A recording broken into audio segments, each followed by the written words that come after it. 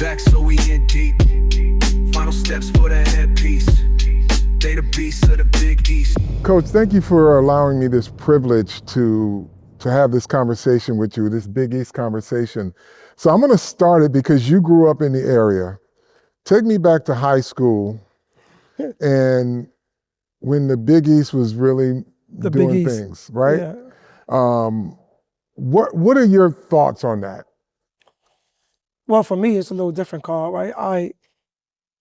I'm from the area, and I came to the Big East because I wanted to play in the Big East because it was the Big East. Yeah. Right, going back from Sherman Douglas to, God bless the dead, Pearl Washington, those guys, Yeah. right? And then when I came in high school, Allen Iverson was, the Big East, and Ray Allen and all those guys. So that was my attraction to the Big East. And obviously, back then, what the coaching meant as far as Georgetown, right? And John Thompson, God bless the dead, and Patrick Ewing, and the Syracuse, Georgetown, then Chris Muller's St. John stuff. And then, obviously, later days with Seton Hall with Terry DeHare and John Morton, those guys. So, I always been around this area, and the Big East has always been something I wanted to be a part of.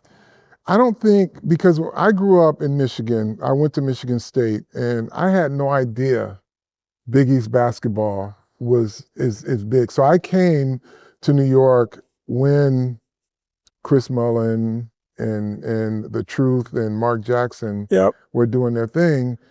And the other thing that stood out to me is that there was a generation of coaches, right? Yeah. Raleigh Massimino, Louis Conaseca, John Thompson, PJ Carlesimo, and even modern day Jay Wright, right? Yep.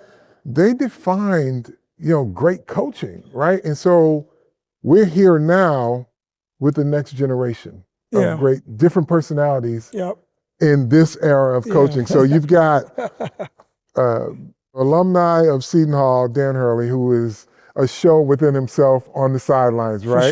For sure.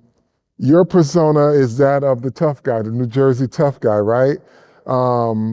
Shaka has his style. Kim has his style, right? Kim is a little more mild-mannered, right? But everybody think he is. He's really not, though. He's really not, right? So it's kind of like I'm looking at this and I'm like, I want to pay homage to all the greatness that is the Big East, right? And I call it beasts with an S of the Big East, because when you list the names of coaches and players that went on to do great things. Unreal.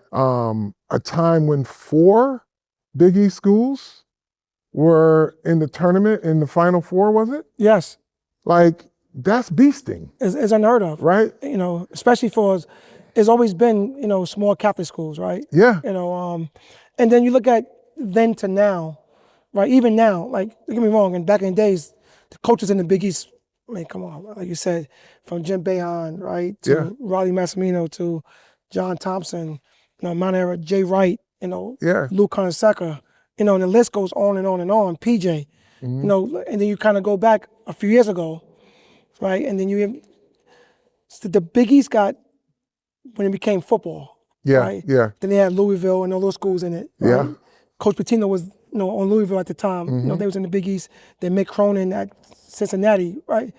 Then they left, and then it became just all the Catholic schools. Yeah. Right. Then they let Butler in, Xavier in, DePaul in. Yeah. Right. Creighton in. Right. And then you look at all the coaches that's there now. Yeah. Like Doug McDermott. Right. They look at Ed Cooley, Shaka Smart. Yeah. Sean Miller. Yeah. Right. You look at that, and the list just go on and on and on, to where it's like this league is for real. No, it's for real. And then when you put this league in the tournament, we always do well because of the toughness of the league. Correct. And that's what we stand for. The Big East stand for toughness. Always did. Always going to be. Yeah, and that's the thing. Outside of this region, people, I think, sleep on the Big East. Of course. Because I walked into New York as a football player, not knowing anything about it. I thought, growing up in Michigan and, being around Magic and Mark Aguirre and those guys in Chicago and Isaiah Thomas, I thought that was basketball for me, right? And Clark Kellogg and all those guys. And I got here and I'm looking, I'm like, they balling. Well, you know what? Because we don't have football, right? Right. So normally all the schools you named are all big universities with football. Yeah, but State universities, big Correct. universities.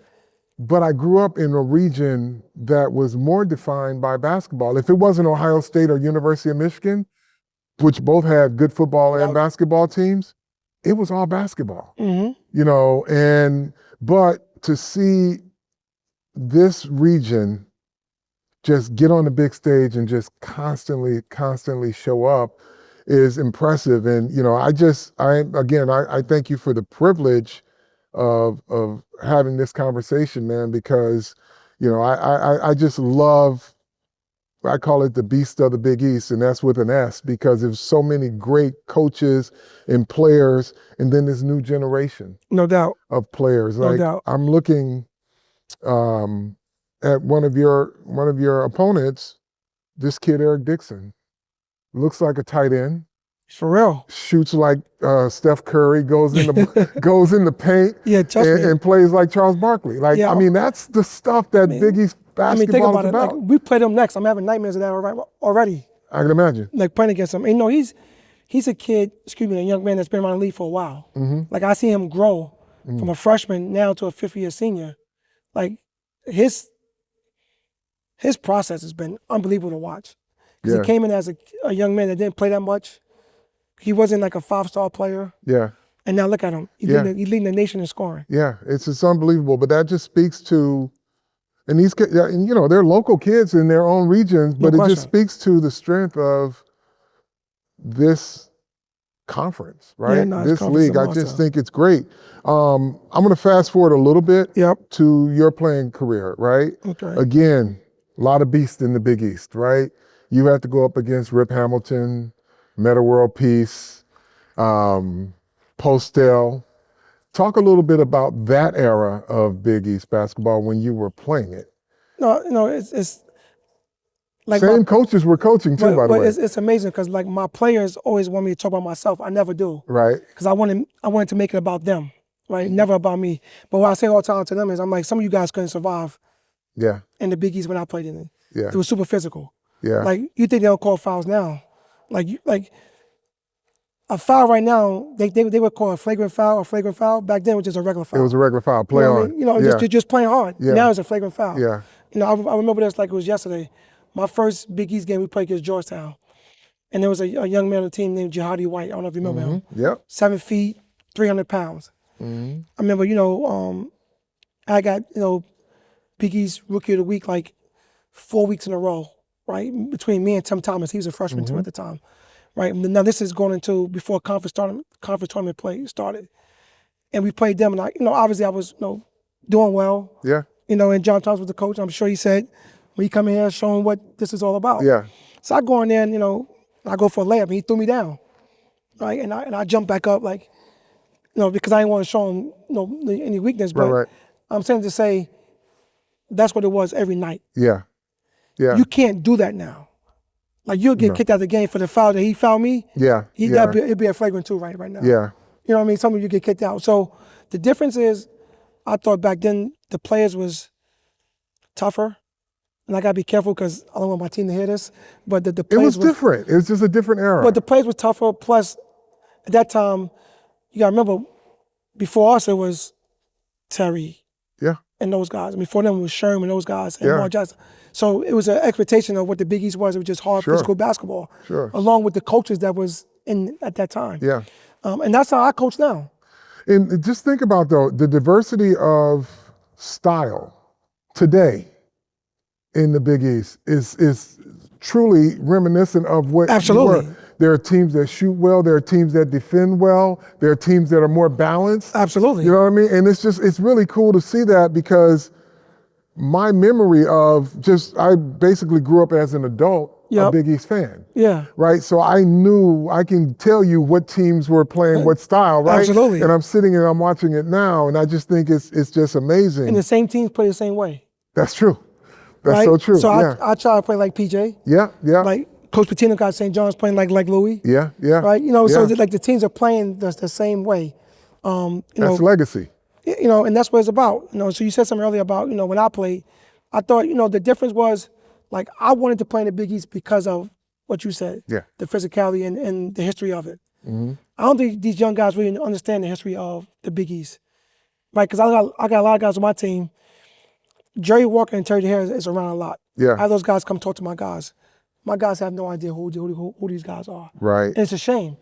Like, how you don't know who those guys are? Yes and no. I mean, Well, if you're a student in the game. we have to give them grace, and we have to, I think the way they came up in basketball is different than where we came up, right? So Yes.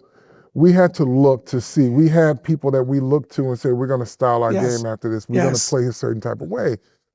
This is an AAU generation, right? And it's just, you got to get yours, right? But I think it's important that as teachers, because I call this It's a classroom, league, for sure. this league is full of teachers, Absolutely. right? Because they were coached by teachers, they were taught by doubt. teachers. No doubt. That you have to, I think, give them some insight, even if it's a YouTube video, a clip of something that happened, and you say, this is who we are. How it used to be. Right. No question. Just so that there's a point of reference for these young men to kind of, point their North Star, right? Like this is what Big East basketball is about. So, we have a new practice facility that we're in right now, right? On the wall, there's a timeline of players from when they first started to now. And my team look on that wall and they have no idea. Mhm. And I try to explain to them, like, fellas, like, these guys paved the way for you. Yeah. They paved the way for me. Yeah. Like some of the guys on my team don't even know I played there. Like, let's put that in perspective for a second. You need to, yeah. So that just blew your mind, right? Yeah. So because I don't talk about me. Right. Right now, they parents Right. know. Yeah. That's why most of the guys are here. Right. But these guys don't know. YouTube. There has to be Well, a a lot of session. my highlights is not on YouTube because a lot of things, social media. If I'm on YouTube, I'm sure well, y'all want at a high clip, right? So yeah, some stuff is on there, but not like it should be. Like right now, I tell people right now, like I'm almost glad social media wasn't around when I was around. Yeah. I'm not sure I'll be the head coach of Seton Hall right now. You know what I'm saying? But it's for me, being back here means everything. Yeah. Like being back at my alma mater, playing here, now I'm coaching here. It's like sometimes it's like I have to pitch myself because it's not real. Too many people don't get the opportunity. That's so true, and you get to carry on a legacy of the guy who coached you when you played here, and I just think it's fantastic. And I'm gonna say keep up the good work, but I have one more question for you. I'm gonna take you back again to high school. What starter jacket did you have? Oh man. So I'll be honest with you. My cousin, and I gotta be careful with this because so my cousin was into the neighborhood stuff. Yeah. Right. He had all starter stuff. And growing up I couldn't afford a lot of stuff. My mom she didn't have it. So I remember my first start, I'll never forget it. I remember like it was yesterday. And I might get in trouble for this. Like my first star jacket was a St. John's star jacket. I could have swore. Well, I'm from you grew up in Queens. Queens. I'm from you Queens. grew up in Queens, yeah, right? I'm from Queens. I would have swore that you would have said Georgetown. No, it was a St. John's, right? It was St. John's, and then my next one was a New York Knicks. New York Knicks, right? Right, and then obviously from there, once you get older and you start, be able to do some things and get some things. Yeah. You try to get the ones you like. Yeah. But those was given to me. Like, Yeah. I like them, like But you know what I'm saying? It's so funny when we talk about the legacy of the Big East, right? And you rocked the St. John's jacket. Yeah. Starter was closely aligned with Big East schools. Come on, man. Starter was everything, bro. I'm gonna say this, and I don't want to take it the wrong way. In the urban neighborhood, Yeah. it was big all around, but in the urban neighborhood, Yeah. Starter was that. Like Yeah. you was getting money if you had Starter. Yeah. You understand what I'm saying? Yeah, When you wore Starter, people know, oh, he got it. Yeah. Oh, he's getting it. But that was also how people identified, right? Absolutely. You identified with Georgetown, with Because those of that. players, Because with of that that. jacket, right? Because of that. If it were, Mark Jackson or the Truth or Chris Mullen, you were Absolutely. representing that, and it was in a cool way. And that's what I'm saying. That was my first one, and it was like Queens. Are you kidding me? It was back then it was Redmond, right? Yeah. So it was like You know, then we had a Nick one. Then from there, it kind of went on and on, man. But Yeah. nah, I will never forget it. Like Starter was like the culture of Yeah. the urban. Yeah. You know, like people, Yeah. like I said, you had started a jacket, you had started something. People knew, okay, he's somebody, or he's Yeah. getting it. Well, we're bringing it back. And I appreciate you participating and just having the starter story with me, man. This No, is absolutely, incredible, absolutely, man. man. Yeah, Appreciate you. Thank you. All right, bro. Yes, sir. Big East. Start a brand coming back, so we in deep. Final steps for the headpiece. They the beast of the Big East.